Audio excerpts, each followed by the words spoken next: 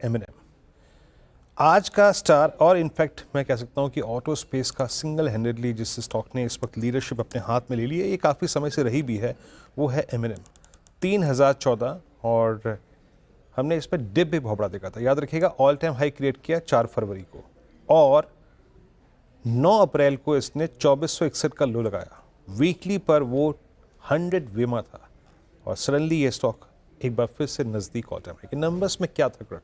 सुदर्शन से बात करते हैं। सुदर्शन, नंबर स्ट्रॉन्ग थे, both top line bottom line, पर एग्जैक्टली इन नंबर्स में ग्रोथ ड्राइवर्स क्या थे? किसने थ्रस्ट जनरेट किया जिसके बाद ये नंबर्स एमएनएम पोस्ट कर पाया?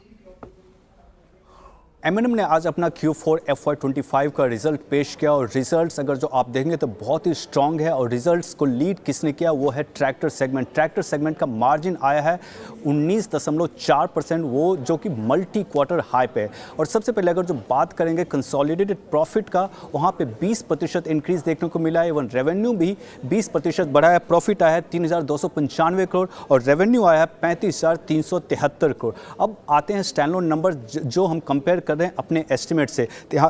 यहाँ पे प्रॉफिट में 22% की बढ़त देखी गई है, रेवेन्यू भी 25% बढ़ा है, एबिटा 40% बढ़कर आया है 4,683 करोड़ और मार्जिन आया है 14.9%। और आप कंपेयर करेंगे सेम क्वार्टर लास्ट ईयर से तो वहाँ से 200 बेसिस पॉइंट्स ज़्यादा आया। और अगर जो अपने एस्टिमेट से कंपेयर करेंगे तो वहाँ से भी 100 बेसिस पॉइंट्स ज़्यादा आया है। इसका रीज़न क्या है? क्योंकि ट्रैक्टर सेगमेंट का मार्जिन जो आया है 19.4%, वो अपने मल्टी क्वार्टर हाई पे, क्योंकि रिसेंटली कंपनी ने प्राइस हाइक लिया था, प्राइस इंक्रीज किया था, उसके कारण इनका रियलाइजेशन बढ़ा है। रियलाइजेशन दोनों सिक्वेंशियली और ईयर ऑन ईयर बढ़ा है। अगर जो देखेंगे रियलाइजेशन ईयर ऑन ईयर 5% बढ़त देखने को मिला और सिक्वेंशली देखेंगे तो वहाँ पे 11% बढ़त देखने को मिला है।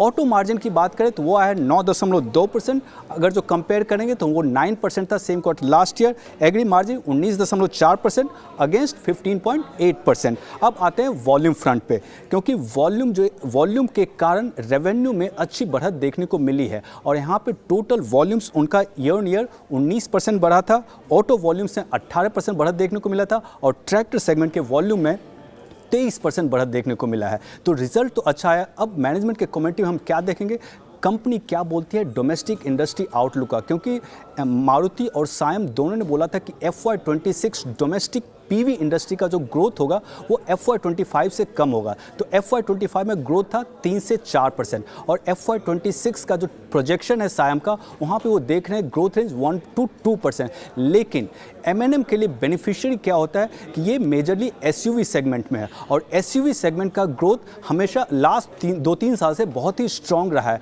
तो 1 से 2% का जो प्रोजेक्शन है वो एमएनएम के लिए आई डोंट थिंक मतलब कि वो डिपेंड करेगा, क्योंकि इनका ग्रोथ मोस्टली 1 से 2% के रेंज से ज़्यादा रहने का आसार है। दूसरा कमेंट्री में ये भी देखा जाएगा कि इलेक्ट्रिक व्हीकल के डिमांड के बारे में कंपनी क्या बोलती है और ऑल्सो कब तक ये मार्जिन एक्रेटिव हो सकता है और इन्वेंट्री और डिस्काउंटिंग का ट्रेंड क्या है। लेकिन अगर जो अर्निंग्स की बात करें, अभी तक जितनी भी ऑटो कंपनीज ने रिजल्ट पेश किया है उसमें एमएनएम का रिजल्ट सबसे स्ट्रांग है।